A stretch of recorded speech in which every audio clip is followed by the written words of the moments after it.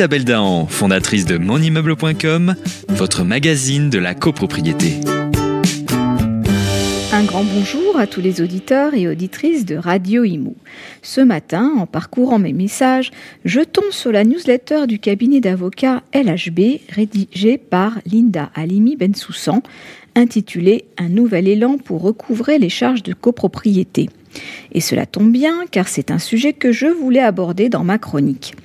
Le recouvrement des arriérés de charges a toujours été une problématique importante pour les copropriétés.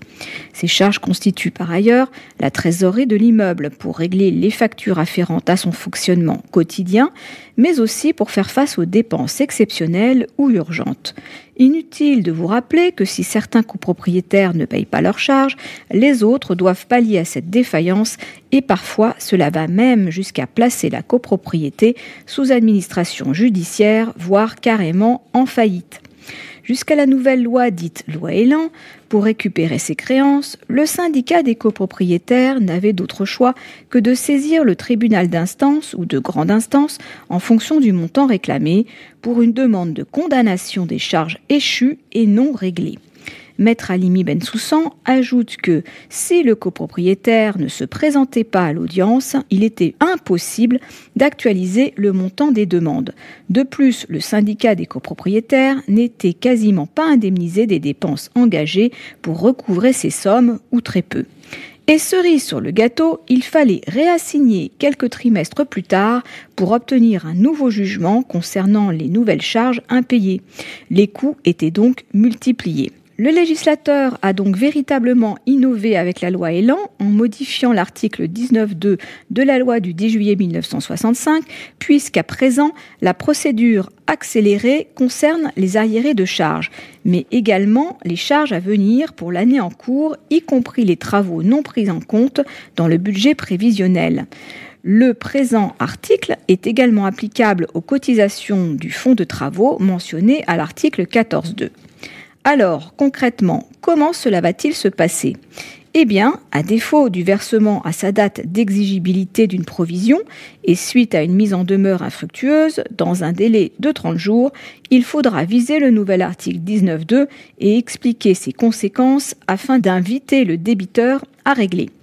La suite du processus consiste alors en la saisine du président du tribunal de grande instance en la forme des référés avec un dossier complet comportant un extrait de matrice cadastrale, les procès-verbaux d'assemblée générale et appel de fonds, le dernier procès-verbal d'assemblée générale avec une attestation de non-contestation du syndic, les relances du syndic et enfin la mise en demeure.